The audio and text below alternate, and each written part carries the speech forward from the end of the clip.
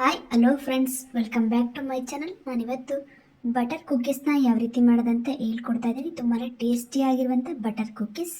ಇದನ್ನು ಯಾವ ರೀತಿ ಮಾಡೋದಂತ ಈಗ ನೋಡೋಣ. ಮೊದಲನೇದಾಗಿ ನಾನಿಲ್ಲಿ ಒಂದು ಬೌಲ್ನ ತೊಗೊಂಡಿದ್ದೀನಿ. ಅದಕ್ಕೆ 100 ಗ್ರಾಮಿನಷ್ಟು ಬಟರ್ನ ಹಾಕ್ಕೊಳ್ತಾ ಇದ್ದೀನಿ, ಬೆಣ್ಣೆ. ಇದನ್ನು ಚೆನ್ನಾಗಿ ನಾವು ಸ್ಮ್ಯಾಶ್ ಮಾಡ್ಕೊಳ್ಬೇಕು. ಬೆಣ್ಣೆ ಎಲ್ಲ ಚೆನ್ನಾಗಿ ಸ್ಮೂತ್ ಆಗಬೇಕು, ಅಲ್ಲಿವರೆಗೆ ಇದನ್ನು ಚೆನ್ನಾಗಿ ಸ್ಮ್ಯಾಶ್ ಮಾಡ್ಕೊಳ್ಳಿ. ಈ ಬೆಣ್ಣೆ ಎಲ್ಲ ಕ್ರೀಮ್ ಥರ ಆಗಬೇಕು, ಅಲ್ಲಿವರೆಗೂ ನಾವು ಇದನ್ನ ಸ್ಮ್ಯಾಶ್ ಮಾಡ್ಕೊಳ್ಬೇಕಾಗುತ್ತೆ. ನೋಡಿ, ಈಗ ಚೆನ್ನಾಗಿ ಸ್ಮ್ಯಾಶ್ ಮಾಡ್ಕೊಳ್ಳಿ. ಈಗ ಚೆನ್ನಾಗಿ ಇದು ಸ್ವಲ್ಪ ಸ್ಮ್ಯಾಶ್ ಆಗಿದೆ. ಇದಕ್ಕೀಗ ಸಕ್ಕರೆಯನ್ನು ಅರ್ಧ ಕಪ್ಪಿನಷ್ಟು ಹಾಕ್ಕೊಳ್ತಾ ಇದ್ದೀನಿ. ನಾನು ಸಕ್ಕರೆ ಜೊತೆಗೆ ಒಂದು ಏಲಕ್ಕಿನೂ ಕೂಡ ಪುಡಿ ಮಾಡಿ ಇಟ್ಕೊಂಡಿದ್ದೀನಿ. ಹಾಗೇನೆ ಇದಕ್ಕೆ ಚಿಟಿಕೆಯಷ್ಟು ಉಪ್ಪನ್ನು ಕೂಡ ಸೇರಿಸ್ಕೊಂಡಿದ್ದೀನಿ. ಇದನ್ನ ಈಗ ಚೆನ್ನಾಗಿ ನಾವು ಮಿಕ್ಸ್ ಮಾಡ್ಕೊಳ್ಬೇಕಾಗುತ್ತೆ. ಏಲಕ್ಕಿ ಹಾಕೋದ್ರಿಂದ ನಿಮಗೆ ಆ ಬಿಸ್ಕೆಟಿನ ಫ್ಲೇವರ್ ತುಂಬಾ ಚೆನ್ನಾಗಿ ಬರುತ್ತೆ, ಟೇಸ್ಟ್ ಕೂಡ ತುಂಬಾ ಚೆನ್ನಾಗಿರುತ್ತೆ. ಈಗ ಇದನ್ನು ಚೆನ್ನಾಗಿ ಮಿಕ್ಸ್ ಮಾಡ್ಕೊಳ್ಳಿ. ಇದು ಕ್ರೀಮ್ ಟೈಪ್ ಆಗಬೇಕು, ಅಲ್ಲಿವರೆಗೆ ಇದನ್ನು ಚೆನ್ನಾಗಿ ಮಿಕ್ಸ್ ಮಾಡ್ಕೊಳ್ಬೇಕಾಗುತ್ತೆ. ಕೇಕಿಗೆಲ್ಲ ಕ್ರೀಮ್ ಮಾಡ್ತೀರಲ್ವ, ಆ ಟೈಪ್ ಇರಬೇಕು. ಆ ರೀತಿ ಚೆನ್ನಾಗಿ ಇದನ್ನು ಮಿಕ್ಸ್ ಮಾಡಿ. ನೋಡಿ, ಈಗ ಚೆನ್ನಾಗಿದು ಮಿಕ್ಸ್ ಆಗಿದೆ. ಸಕ್ಕರೆ ಎಲ್ಲ ಇದರಲ್ಲಿ ಚೆನ್ನಾಗಿ ಕರಗಬೇಕು, ಅಲ್ಲಿವರೆಗೂ ಚೆನ್ನಾಗಿ ಮಿಕ್ಸ್ ಮಾಡ್ಕೊಳ್ಳಿ. ನೀವು ಇದನ್ನ ಒಂದು 10 ನಿಮಿಷಗಳ ಕಾಲ ಚೆನ್ನಾಗಿ ಬೀಟ್ ಮಾಡಬೇಕಾಗುತ್ತೆ. ಈ ರೀತಿ ಬೀಟ್ ಮಾಡೋದ್ರಿಂದ ನಿಮಗೆ ಬಟರ್ ಕುಕ್ಕೀಸ್ ತುಂಬಾ ಟೇಸ್ಟಿಯಾಗಿ ಬರುತ್ತೆ, ತುಂಬಾ ಚೆನ್ನಾಗಿರುತ್ತೆ. ನೋಡಿ, ಈಗ ಚೆನ್ನಾಗಿ ಇದನ್ನು ನಾನು ಬೀಟ್ ಮಾಡ್ಕೊಂಡಿದ್ದೀನಿ.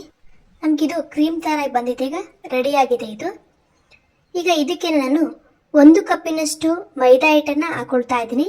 ನಾನಿಲ್ಲಿ 100 ಗ್ರಾಮಿನಷ್ಟು ಬೆಣ್ಣೆ ಹಾಗೆಯೇ ಅರ್ಧ ಕಪ್ಪಿನಷ್ಟು ಸಕ್ಕರೆಯನ್ನು ತಗೊಂಡಿದ್ದೆ, ಹಾಗಾಗಿ 1 ಕಪ್ಪಿನಷ್ಟು ಮೈದಾ ಹಿಟ್ಟನ್ನು ಹಾಕ್ಕೊಳ್ತಾ ಇದ್ದೀನಿ. ನೀವು ಇದೇ ಪ್ರಮಾಣದಲ್ಲಿ ತಗೊಳ್ಬೇಕು, ಆಗ ನಿಮಗೆ ತುಂಬಾ ಚೆನ್ನಾಗಿ ಬರುತ್ತೆ. ಈಗ ಇದನ್ನು ಚೆನ್ನಾಗಿ ಮಿಕ್ಸ್ ಮಾಡ್ಕೊಳ್ಳಿ.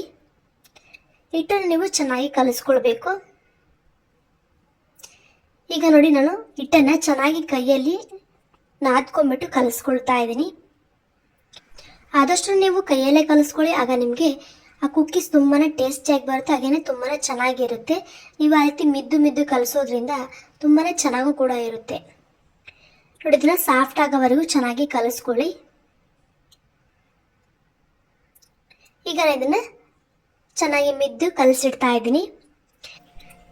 ಹಿಟ್ಟು ಗಟ್ಟಿಯಾಗಿದೆ ಅಂತ ಅನಿಸಿದ್ರೆ ನೀವು ಬೇಕಿದ್ರೆ ಅದಕ್ಕೆ ಹಾಲನ್ನು ಸೇರಿಸ್ಕೊಳ್ಬೋದು. ಕಾಯಿಸಿ ಆರಿಸಿರುವಂಥ ಹಾಲನ್ನು ಸೇರಿಸ್ಕೊಳ್ಬೇಕು. ನನಗೆ ಹಿಟ್ಟು ಕರೆಕ್ಟ್ ಆಗಿದೆ, ಹಾಗಾಗಿ ನಾನು ಹಾಲನ್ನು ಸೇರಿಸ್ತಾ ಇಲ್ಲ. ಈಗ ನೋಡಿ, ಇದನ್ನ ಚೆನ್ನಾಗಿ ಮಿದ್ದು ಇಡ್ತಾ ಇದ್ದೀನಿ. ಬಟರ್ ಕುಕ್ಕೀಸ್ ಮಾಡಲು ನಮಗೀಗ ಹಿಟ್ಟು ರೆಡಿಯಾಗಿದೆ. ಇದನ್ನು ಈಗ ಒಂದು ಸೈಡ್ಗೆ ತೆಗೆದಿಟ್ಕೊಳ್ಳೋಣ. ಈಗ ಒಂದು ಪಾತ್ರೆಯನ್ನು ತೊಗೊಂಡ್ಬಿಟ್ಟು ಅದಕ್ಕೀಗ ಉಪ್ಪನ್ನು ಹಾಕೊಳ್ತಾ ಇದ್ದೀನಿ. ನೋಡಿ, 1 ಕಪ್ಪಿನಷ್ಟು ಉಪ್ಪನ್ನು ಹಾಕೊಂಡ್ಬಿಟ್ಟು ಅದಕ್ಕೆ ಹರಡ್ಕೊಳ್ಬೇಕಾಗುತ್ತೆ. ಈ ರೀತಿ ನೀವು ಬಿಸ್ಕೆಟ್ನ ಬೇಯಿಸೋದ್ರಿಂದ ತುಂಬಾ ಚೆನ್ನಾಗಿ ಬರುತ್ತೆ. ಇದಕ್ಕೀಗ ಒಂದು ಸ್ಟ್ಯಾಂಡ್ನ ಇಟ್ಕೊಳ್ತಾ ಇದ್ದೀನಿ. ನೋಡಿ, ಇದನ್ನು ಲೋ ಫ್ಲೇಮಲ್ಲಿ ಸ್ವಲ್ಪ ಹೊತ್ತು ಕಾಯಿಸ್ಕೊಳ್ಬೇಕಾಗುತ್ತೆ. ನೀವು ಇದನ್ನು ಓವೆನಲ್ಲಿ ಕೂಡ ಮಾಡ್ಕೊಳ್ಬೋದು. ಓವೆನಲ್ಲಿ ಮಾಡಿದ್ರೆ ಇನ್ನೂ ತುಂಬಾ ಚೆನ್ನಾಗಿ ಬರುತ್ತೆ. ಓವೆನ್ ಇಲ್ಲ ಅಂದರೆ ಈ ರೀತಿಯೂ ಕೂಡ ಮಾಡ್ಕೊಳ್ಬೋದು. ಈಗ ಇದಕ್ಕೆ ಒಂದು ಶೇಪ್ನ ಕೊಟ್ಕೊಳ್ಳೋಣ. ನೋಡಿ, ನಾನು ಈ ರೀತಿ ಒಂದು ಶೇಪ್ನ ಕೊಡ್ತಾ ಇದ್ದೀನಿ. ಇದೇ ರೀತಿ ನಾನು ಎಲ್ಲ ಬಿಸ್ಕೆಟ್ಗಳನ್ನು ರೆಡಿ ಮಾಡ್ಕೊಳ್ತಾ ಇದ್ದೀನಿ. ನೀವು ಯಾವ ಶೇಪ್ಗೆ ಬೇಕೋ ಆ ಶೇಪ್ಗೆ ನೀವು ರೆಡಿ ಮಾಡ್ಕೊಳ್ಬೋದು. ಈ ಬಿಸ್ಕೆಟ್ ಮಾಡಲು ನೀವು ಹಿಟ್ಟನ್ನು ತುಂಬಾ ಗಟ್ಟಿ ಕಲಸಕ್ಕೆ ಹೋಗಬೇಡಿ. ಗಟ್ಟಿಗಾದರೆ ನಾವು ಬಿಸ್ಕೆಟ್ ಬೇಯಿಸಿದ ಮೇಲೂ ಕೂಡ ಗಟ್ಟಿಗೆ ಇರುತ್ತೆ. ಸ್ವಲ್ಪ ತೆಳುವಿದ್ರೆ ಬಿಸ್ಕೆಟ್ ತುಂಬಾ ಸಾಫ್ಟಾಗಿ ಬರುತ್ತೆ. ಅದರಲ್ಲೂ ಬಟರ್ ಆಗಿರೋದ್ರಿಂದ ಟೇಸ್ಟ್ ಕೂಡ ತುಂಬಾ ಸಖತ್ತಾಗಿರುತ್ತೆ. ನೋಡಿ, ನಿಮಗೆ ಯಾವ ಶೇಪ್ಗೆ ಬೇಕೋ ಆ ಶೇಪ್ಗೆ ಈ ರೀತಿ ರೆಡಿ ಮಾಡಿ ಇಟ್ಕೊಳ್ಬೇಕು. ನಾನು ಆ ಕಡೆ ಪಾತ್ರೆನೂ ಕೂಡ ಲೋ ಫ್ಲೇಮಲ್ಲಿ ಕಾಯಾಕಿಟ್ಟಿದ್ದೀನಿ. ನೋಡಿ, ಈಗ ಇದೇ ರೀತಿ ನಾನು ಎಲ್ಲ ಬಿಸ್ಕೆಟ್ಗಳನ್ನು ರೆಡಿ ಮಾಡ್ಕೊಂಡಾಯಿತು. ಈಗ ಇದನ್ನು ಒಂದು ಪ್ಲೇಟ್ಗೆ ಇಟ್ಕೊಳ್ತಾ ಇದ್ದೀನಿ. ಪ್ಲೇಟಿಗೆ ಯಾವುದೇ ರೀತಿ ಎಣ್ಣೆ ಏನು ಹಚ್ಚುತ್ತಾ ಇಲ್ಲ, ಆ ರೀತಿ ಇಟ್ಕೊಂಡಿದ್ದೀನಿ. ನೋಡಿ, ನಾವು ಬಟರ್ ಹಾಕಿರೋದ್ರಿಂದ ಅದು ಹಾಗೇ ಬೇಯುತ್ತೆ, ಮತ್ತು ಪ್ಲೇಟ್ಗೇನು ಅಂಟೋಲ್ಲ, ಅಷ್ಟು ಸುಲಭವಾಗಿ ಬರುತ್ತೆ. ಈಗ ನೋಡಿ, ಪಾತ್ರೆ ಕಾಯ್ದಿದೆ.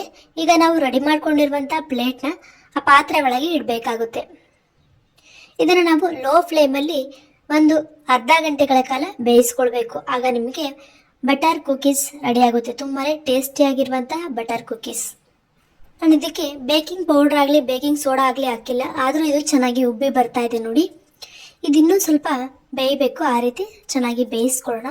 ಸ್ವಲ್ಪ ಕಲರ್ ಚೇಂಜ್ ಆಗಬೇಕು, ಅಲ್ಲಿವರೆಗೂ ಬೇಯಿಸ್ಕೊಳ್ಳಿ. ಈಗ ನೋಡಿ ನಮಗೆ ಬಟರ್ ಕುಕ್ಕೀಸ್ ರೆಡಿಯಾಗಿದೆ.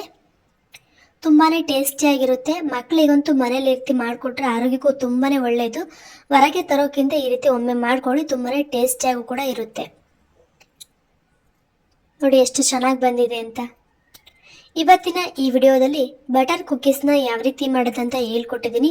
ನೀವು ಮನೇಲಿ ಟ್ರೈ ಮಾಡಿ, ತುಂಬಾ ಚೆನ್ನಾಗಿ ಬರುತ್ತೆ. ಮಕ್ಕಳಿಗೆ, ದೊಡ್ಡವರಿಗೆ, ಪ್ರತಿಯೊಬ್ಬರು ಕೂಡ ಈ ಬಟರ್ ಕುಕ್ಕೀಸ್ ತುಂಬಾ ಇಷ್ಟ ಆಗುತ್ತೆ.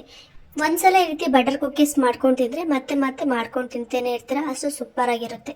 ಇವತ್ತಿನ ಈ ಬಟರ್ ಕುಕ್ಕೀಸ್ ವಿಡಿಯೋ ನಿಮಗೆ ಇಷ್ಟ ಆಗಿದ್ರೆ ಲೈಕ್ ಮಾಡಿ, ಶೇರ್ ಮಾಡಿ, ಸಬ್ಸ್ಕ್ರೈಬ್ ಆಗಿ ನಮ್ಮ ಎಲ್ಲ ವಿಡಿಯೋಗಳನ್ನು ನೋಡ್ತಾ ಇರಿ. ಧನ್ಯವಾದಗಳು.